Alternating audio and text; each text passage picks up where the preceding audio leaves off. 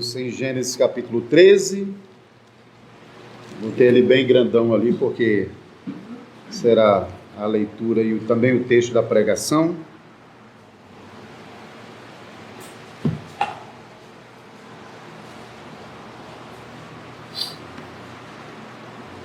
Nós estamos na nossa sequência de pregações em Gênesis, focado no patriarca Abraão. Então, capítulo 13, assim diz a palavra do Senhor. Saiu, pois, Abrão do Egito para o Neguebe, ele e sua mulher e tudo o que tinha, e Ló com ele. Era Abrão muito rico, possuía gado, prata e ouro. Fez as suas jornadas do Neguebe até Betel, até o lugar onde primeiro estivera a sua tenda, entre Betel e Ai, até ao lugar do altar que outrora tinha feito. E aí Abrão invocou o nome do Senhor.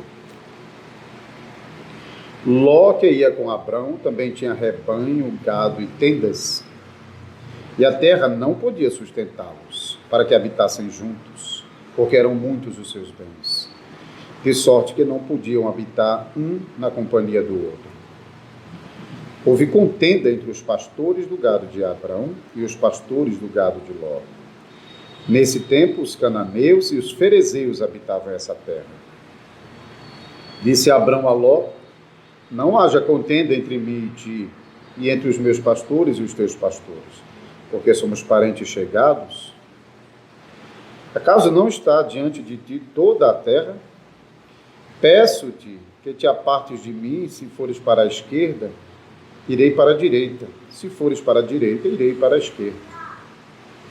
Levantou Ló os olhos e viu toda a campina do Jordão, que era toda bem regada, antes de haver o Senhor destruído Sodoma e Gomorra, como o jardim do Senhor, como a terra do Egito, como quem vai para Zoar. Então Ló escolheu para si toda a campina do Jordão, a partir do oriente. Separaram-se um do outro. Habitou Abrão na terra de Canaã e Ló nas cidades da campina, e ia armando as suas tendas até Gomorra. Ora, os homens de Gomorra eram maus, grandes pecadores contra o Senhor. Disse o Senhor a Abrão, depois que Ló se apartou dele: ergue os olhos e olha, desde onde estás, para o norte, para o sul, para o oriente e para o ocidente. Porque toda essa terra que vês, eu te darei, a ti e a tua descendência para sempre. Farei a tua descendência como o pó da terra, de maneira que se alguém puder contar o pó da terra, então se contará também a tua descendência. Levanta-te, percorre essa terra no seu comprimento e na sua largura, porque eu te darei. E Abrão, mudando as suas tendas, foi habitar nos carvalhais de Mamre, que estão juntos a Hebrom, e levantou ali um altar ao Senhor. Então vamos orar? Senhor Deus, mais uma vez nós suplicamos a Tua bênção sobre nós e sobre a Tua santa palavra que tem sido lida diante de nós. Abençoa esta palavra, Senhor. Faz com que ela seja poderosa para nós. Faz com que ela transforme nossas vidas. Faz com que ela arrase com os corações orgulhosos, que ela quebre o coração duro, que ela console o coração triste, que ela fortaleça o coração fraco, que ela anime aqueles que estão desanimados. Ó Senhor, nós suplicamos mais uma vez, porque não temos condição de tirarmos todo o proveito da Tua palavra, como é bom para nós, e como é devido ao Senhor. Por isso, rogamos o Teu auxílio. Usa mais uma vez essa pregação, usa mais uma vez o Teu Espírito Santo como um habilidoso trabalhador, usando essa palavra como instrumento poderoso para edificar as nossas vidas. Em nome de Jesus Cristo nós choramos. Amém.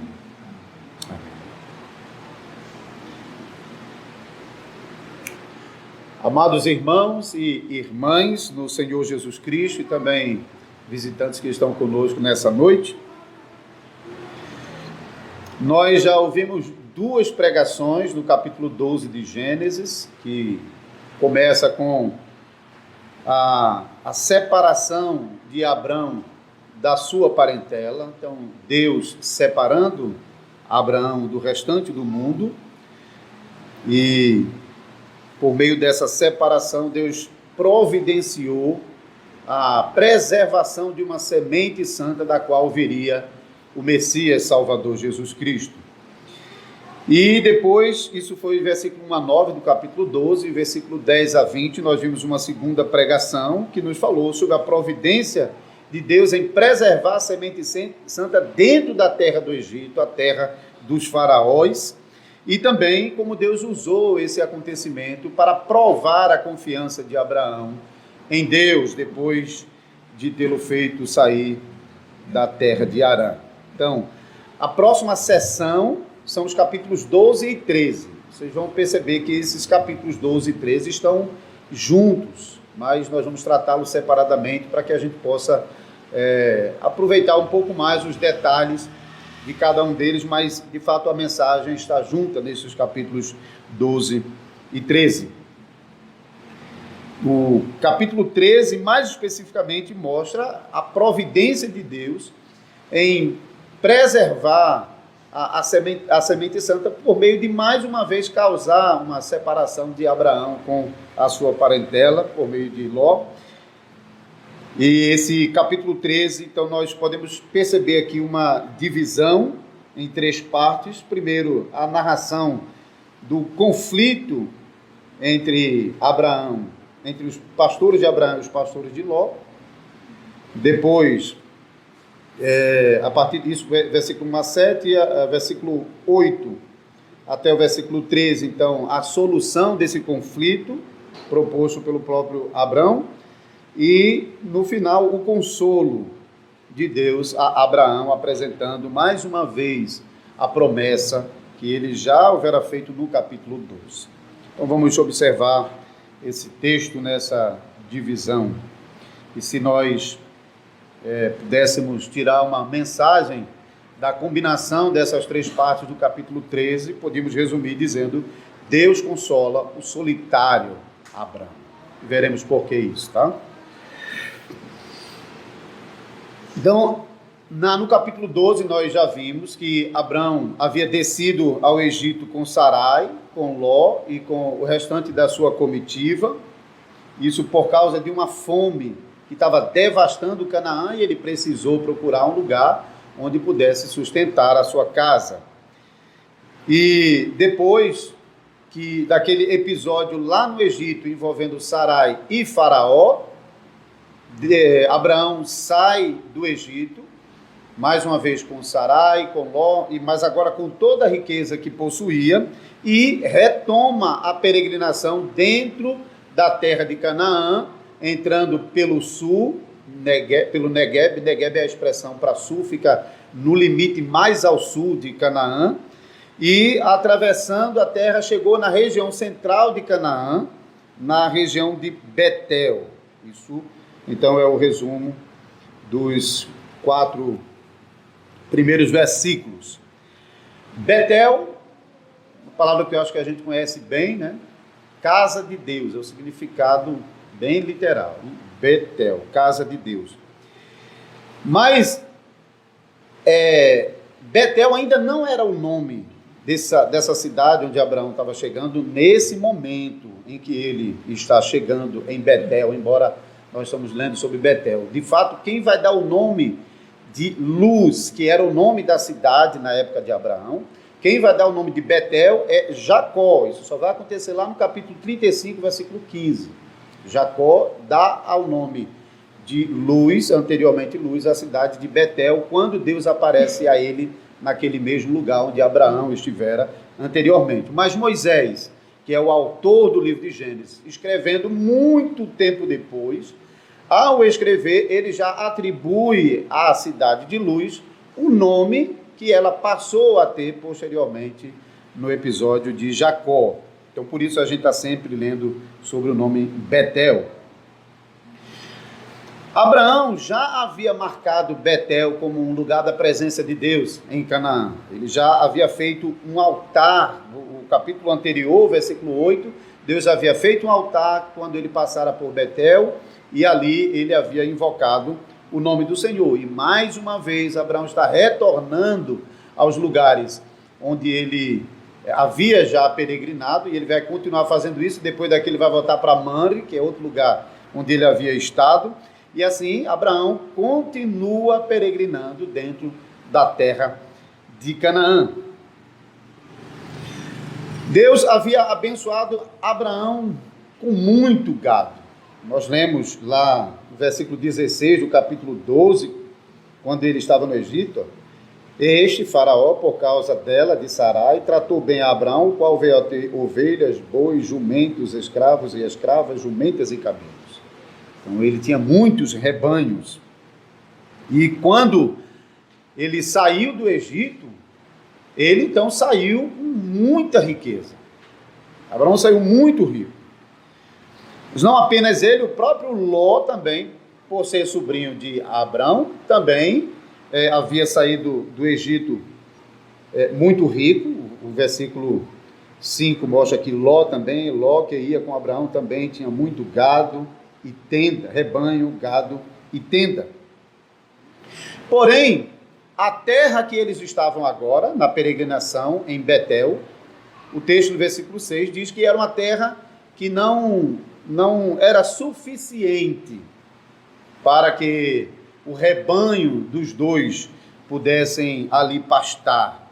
Então, isso indica, talvez, que eles não tinham espaço suficiente para que os rebanhos dos dois pudessem pastar à vontade, mas também, como alguns sugerem, pode ser que naquela região não existia pasto suficiente ainda. Lembre-se na pregação anterior que o que levou Abraão para o Egito foi justamente uma fome decorrente de uma seca. Então, a terra vinha de uma seca, e é possível realmente que não houvesse ainda pasto suficiente para que os rebanhos deles pastassem, já que eram muitos os rebanhos. Mas a informação complementar no final do versículo 7, de que os cananeus e os ferezeus habitavam na terra, também favorece o entendimento de que eles não tinham muita terra à sua disposição, porque a terra estava sendo ocupada por outros povos, cananeus e ferezeus. Mas o ponto é, então, que o rebanho de Abraão e de Ló estavam pastando juntos, mas não tinha condição de manter os rebanhos dos dois juntos, e isso estava causando muita tensão entre os pastores de ambos e muita contenda, a ponto de que Abraão, então, vai propor uma solução, uma separação como solução. Mas uma coisa interessante aqui, ainda no versículo 6, é que o fato que Abraão não pode conviver junto é enfatizado aqui duas vezes. Se você olhar no versículo 6, duas vezes é dito que eles não podem continuar juntos. Veja, e a terra não podia sustentá-los para que habitassem juntos, porque eram muitos os seus bens, de sorte que não podiam habitar na companhia um do outro. Então está sendo enfatizado esse fato: não podem continuar juntos, têm de se separar. Então, de um lado,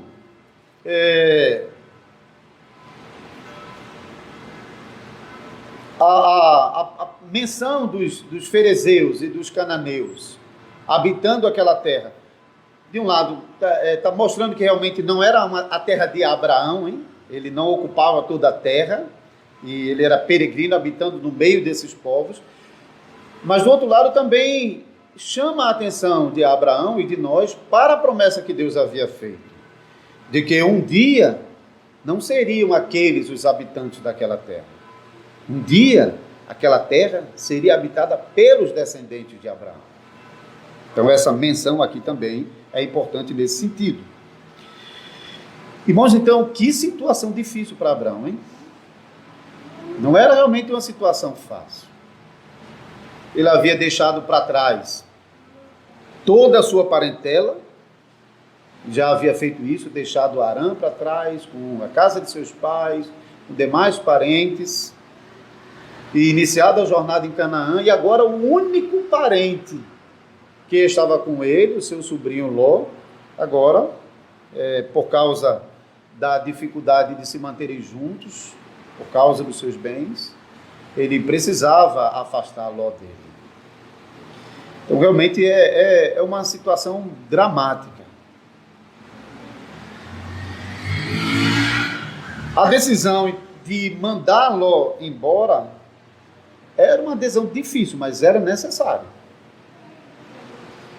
Era necessário não apenas para promover a paz entre as duas famílias, o que o próprio Abraão reconhece no versículo 8, ele mesmo reconhece que não haja contenda entre mim e ti, entre os meus pastores e os teus pastores, porque somos parentes chegados. Literalmente somos homens irmãos, como diz o texto. Então, Abraão reconhece que para pacificar a situação, era melhor perder a companhia do seu sobrinho, mas assim manter ainda a paz entre eles. E lembre-se que tem um episódio no Novo Testamento que se assemelha a esse episódio aqui, quando Paulo e Barnabé, que eram grandes amigos, mas que eles tiveram uma desavença acerca de quem deveria acompanhá-los na viagem, e Paulo não aceitava que Marcos o acompanhasse. Nós tratamos isso lá na pregação de Atos capítulo 15. E então, para pacificar a situação, foi aceito que então eles se separassem e Barnabé levasse consigo a Marcos, a quem ele insistia que devia fazer parte da viagem, mas Paulo, que não concordava, acabou levando Lucas consigo. Então, muitas vezes, para que o trabalho seja mantido, apesar das desavenças, para promover a paz, às vezes é necessário haver essas separações. E nós devemos ter muita sabedoria quando nós vamos lidar com essas situações. Mas essa separação aqui não tinha a ver principalmente com a pacificação, mas por trás havia um motivo teológico profundo para realmente haver essa separação. Essa separação era necessária para preservar a promessa dentro da semente de Abraão, da descendência de Abraão. Nós vamos ver ainda em outras pregações mais para frente, e vai ficar cada vez mais claro que Deus não vai deixar que ninguém herde a promessa com Abraão e Sara. Deus realmente está afastando de Abraão e Sara qualquer um que poderia herdar a promessa junto com eles. Isso não significa, então, que Ló está sendo desprezado por Deus, rejeitado por Deus, porque no futuro, não apenas Ló, mas a sua descendência terão a oportunidade de adentrar a promessa, como também nós tivemos. Mas naquele momento, não. Naquele momento, a promessa era exclusiva para os descendentes de Abraão na terra de Canaã. Era uma promessa exclusiva que serviria como um símbolo, como um tipo da promessa que Deus tem reservado para nós. Então, Abraão mandou que Ló escolhesse, depois do conflito, mandou que ele escolhesse para onde ele quisesse ir, para pacificar a situação. Então veja que, para promover a paz, Abraão escolheu perder, porque ele deixou para Ló a escolha de qual era a melhor terra que Ló queria ir. E às vezes, para promover pacificação, a gente tem que perder mesmo, tem que estar disposto a perder. Mas no caso aqui, é mais do que uma disposição de Abraão de querer perder para promover a paz. Ele, na verdade, chega a colocar em risco a promessa. Porque tudo que Deus está falando e fazendo é na direção de preservar Canaã somente para os descendentes de Abraão. Então Deus está afastando todos para longe de Abraão e para fora da terra de Canaã. E notem como mais uma vez a providência de Deus está fazendo isso. Porque a providência de Deus vai levar Ló justamente para fora de Canaã.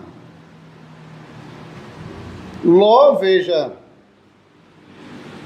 no versículo 10, levantou Ló os olhos e viu toda a campina do Jordão, que era toda bem regada, antes de haver o Senhor destruído Sodoma e Gomorra, como o jardim do Senhor, como a terra do Egito, como quem vai para Zoar. Então Ló escolheu para si toda a campina do Jordão e partiu para o oriente.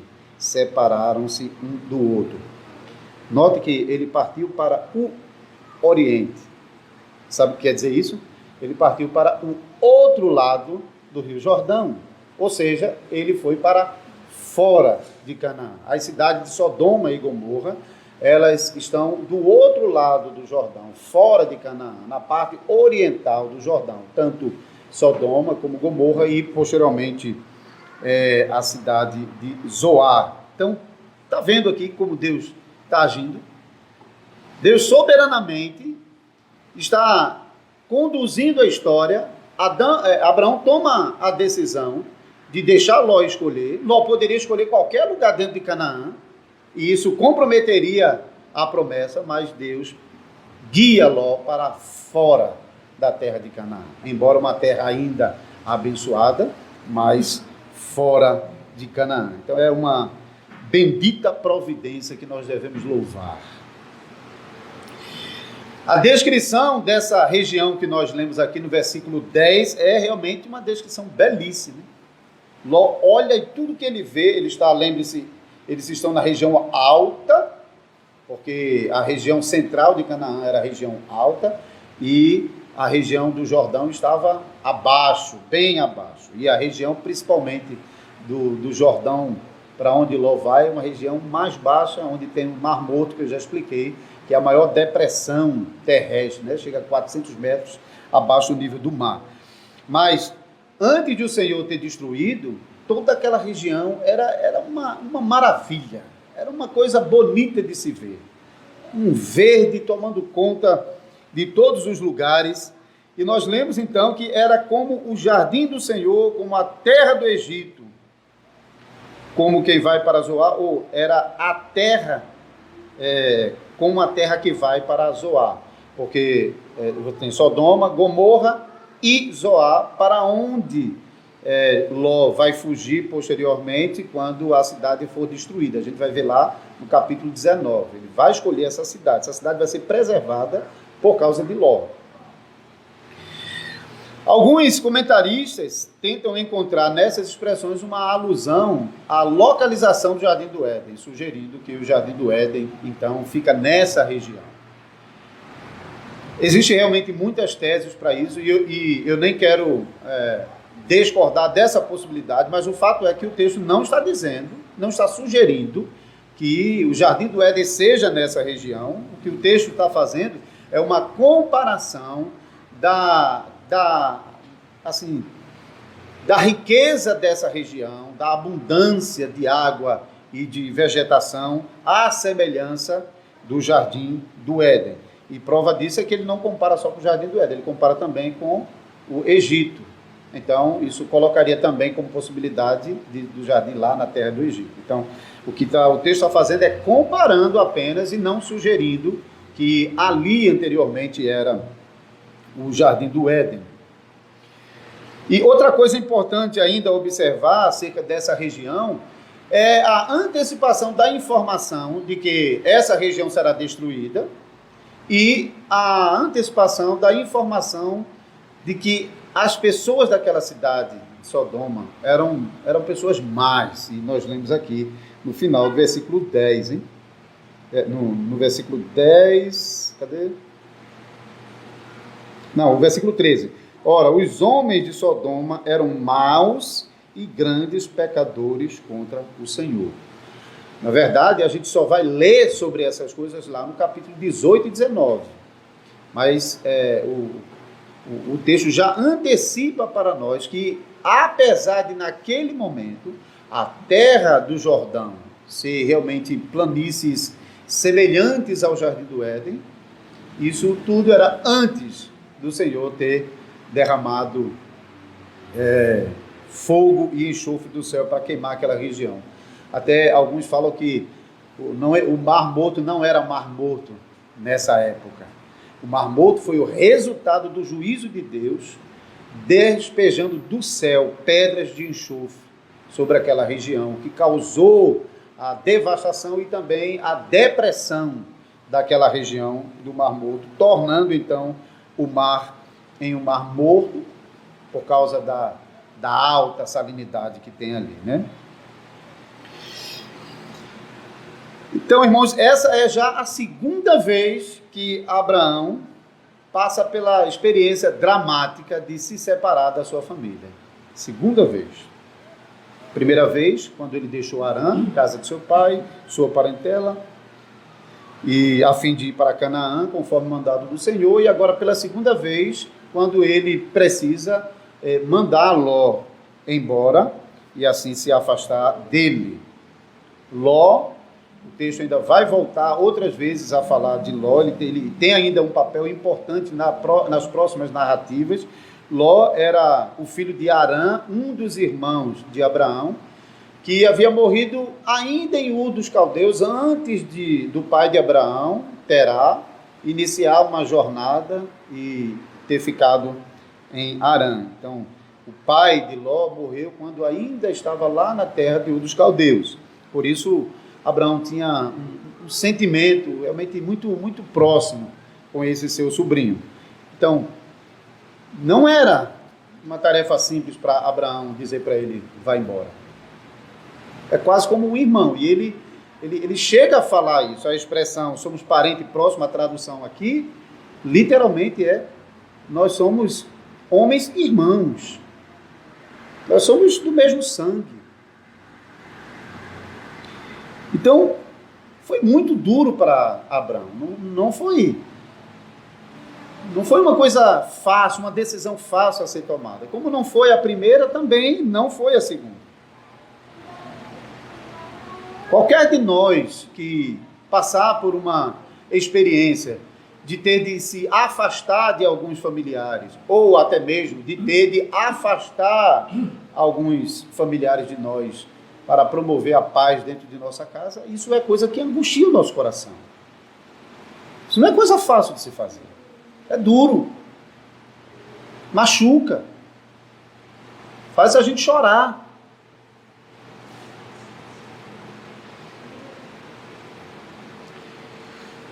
Então pense em Abraão, um homem sem filhos, numa terra estranha, um homem sem filho e agora sem um único parente que estava com ele, ou seja, não tinha mais ninguém do seu ciclo de amizade. Estava completamente isolado agora. Só restava a tristeza no coração de Abraão. Percebam, irmãos, que na narrativa dos versículos finais, 14 a 18, o narrador não registra nada sobre Abraão, só o silêncio. Não dá para imaginar como estava o coração de Abraão. Mas, ao mesmo tempo que o escritor não narra nada sobre Abraão, ele mostra de uma maneira muito bonita Deus se aproximando de Abraão. É como se colocasse as mãos do ombro de Abraão e dissesse: Abraão, eu sei, você deixou sua terra, a terra do seu nascimento, a terra onde estava toda a sua família, e veio peregrinar em Canaã. Já por quase 10 anos você está peregrinando no meio de pessoas estranhas. Mas Abraão olha para o lado, olha para o outro, olha para frente, olha para trás. Porque toda essa terra que tu está olhando, eu vou dar para você. Você não saiu da terra de Canaã, para ser da terra de Harã, para ser desprezado em Canaã. Você pode ter deixado tudo para trás, pode ter perdido tudo, mas eu prometo que eu vou dar a você e aos seus descendentes toda essa terra de Canaã. Eu também sei que você deixou a sua parentela, deixou lá, provavelmente, eu mencionei isso na primeira pregação, que o pai de Abraão ainda era vivo quando Abraão saiu de lá, deixou seu pai, deixou seus irmãos, um de seus irmãos, o outro já havia morrido, deixou seus demais parentes, seus amigos, muitas pessoas que conviviam com ele. E agora você teve de deixar até mesmo o seu sobrinho Ló, eu sei disso. Eu sei que as pessoas, no meio de quem você está peregrinando, são pecadores, são povos estranhos. Mas Abraão, eu vou fazer da tua descendência como se fosse o pó da terra, de tal maneira que ninguém vai poder contar, assim como ninguém pode contar o pó da terra. Então veja que, apesar da tristeza do coração de Abraão, por estar longe da sua terra, por estar vivendo solitário, sem filhos, sem parentes, Deus consolou Abraão com a promessa da nova terra e de um novo povo que pertence exclusivamente ao Senhor. E confiado nessa promessa, então, o último versículo, Abraão, sem ainda dizer nada, mas animado com a promessa, levantou o acampamento e continuou a sua peregrinação pelas terras que o Senhor prometera que haveria de dá-lo como possessão, a ele e a sua descendência. Então, em conclusão, irmãos e irmãs, não é difícil perceber nesse texto como Deus realmente está agindo soberanamente na vida de Abraão. Muitos detalhes aqui. Deus usa a fome para levar Abraão para o Egito. Ao entrar no Egito, terra dos faraós, a vida de Abraão estava em perigo, mas Deus protege não apenas a vida de Abraão, mas também protege a Sara de ser violada. Deus usa esse acontecimento para provar a confiança de Abraão, e Deus ainda usa essa situação para fazer com que Abraão saia de lá muito mais rico do que ele havia entrado. E Deus, posteriormente, usa a riqueza dele e de Ló, que acabou gerando atrito entre si, para que por meio desse atrito ele pudesse separar Abraão de Ló e assim fazer com que a semente de Abraão permanecesse dentro de Canaã, enquanto Deus providenciou a saída de Ló para fora de Canaã. Então veja, são várias ações que você realmente pode olhar e ver como Deus está conduzindo cada momento e garantindo que a promessa será preservada em Abraão dentro de Canaã e que outros estão sendo afastados de Abraão. E assim a promessa do Messias continua de pé. O caminho para a vinda do futuro Messias Salvador está ainda sendo preservada por Deus. Agora, pensando como nós podemos nos beneficiar com essa mensagem. Primeira coisa é que a gente está vendo que a promessa de Deus é algo que é separado do mundo. Não adianta, não pode ser negociada, não pode ser misturada com o mundo. É preciso manter a distinção clara entre igreja e mundo, entre a promessa que está na semente santa e o juízo de Deus que estão nos filhos da desobediência. Já falamos sobre isso nas pregações anteriores e ainda ouviremos mais vezes sobre isso. Preciso manter a distinção. Mas manter a distinção, às vezes é difícil. Viver separado do mundo pode custar muito para nós. Às vezes, a jornada cristã exige de nós afastamento de alguns parentes, de alguns amigos, às vezes pessoas que são muito importantes para nós, mas que não fazem parte da promessa.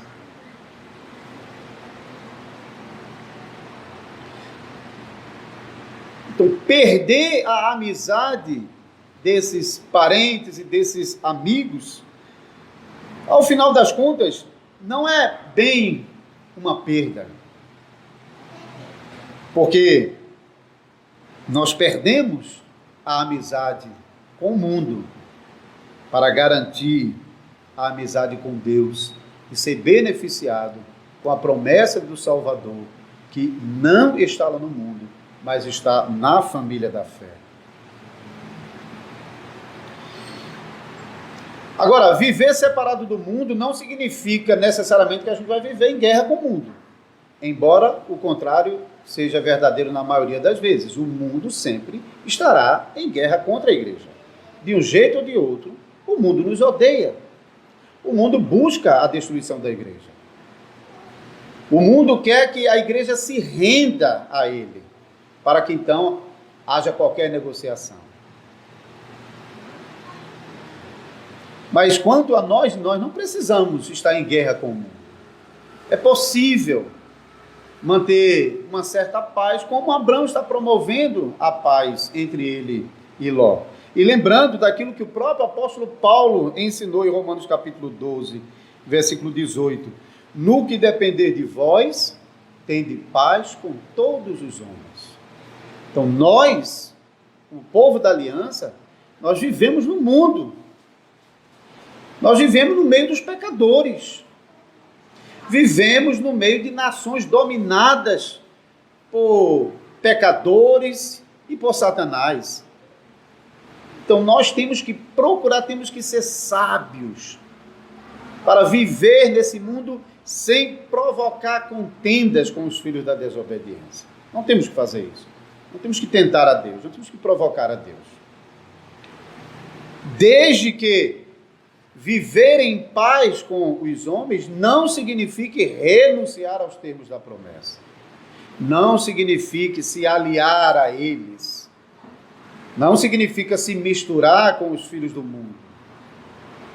Mas enquanto nós nos preservamos da contaminação com o mundo, nós vivemos no meio de pecadores e devemos, naquilo que for possível, buscar a paz no meio de todos os homens.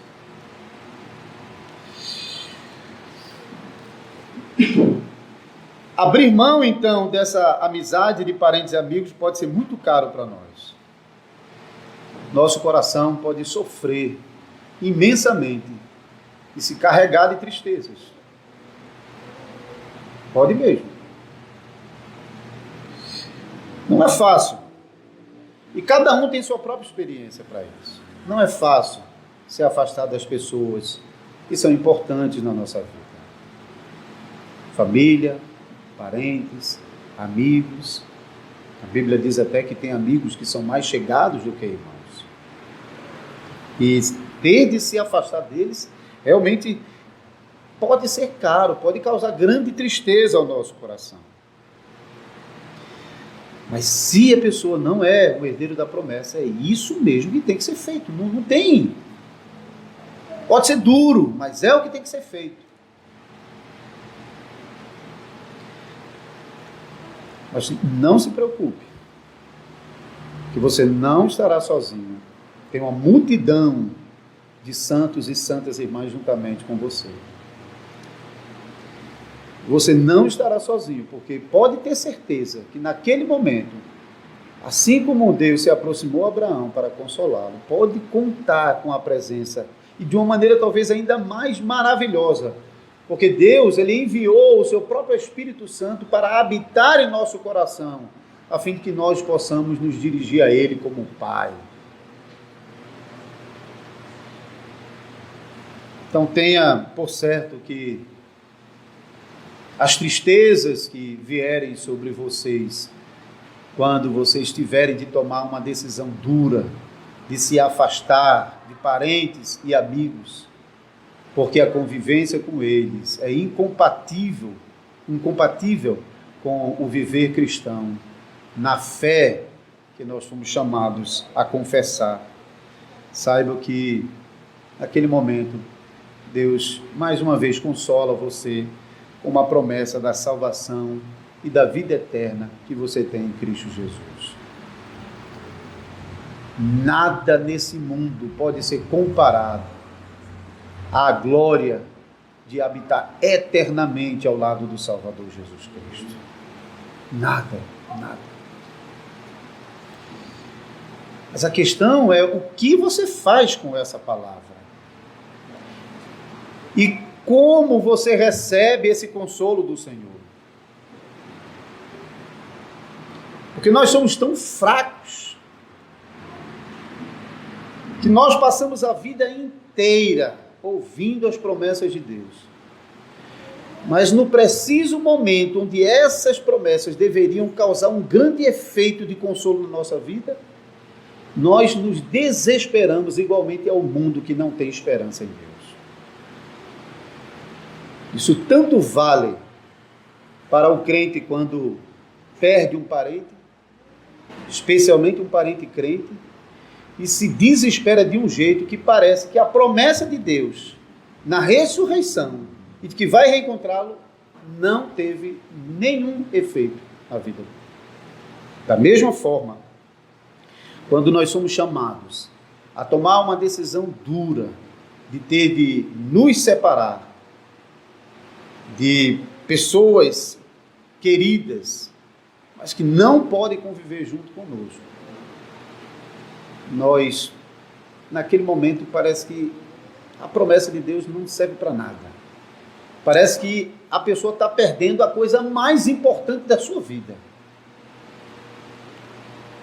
Então, as promessas do Evangelho que estão ouvindo a cada domingo não estão servindo de nada. Só nos resta clamar ao Senhor e apelar para a graça do Senhor. Para que o Senhor faça do nosso coração como o coração do nosso pai Abraão, que, estando triste por causa de toda a separação que ele teve de provar, ouviu a promessa do Senhor, se consolou, enxugou as lágrimas, desmontou o acampamento e continuou a jornada. É isso que precisamos fazer. Buscar a graça de Deus, para que o nosso coração seja consolado com suas promessas e continuemos a nossa peregrinação nesse mundo até o dia final. Amém.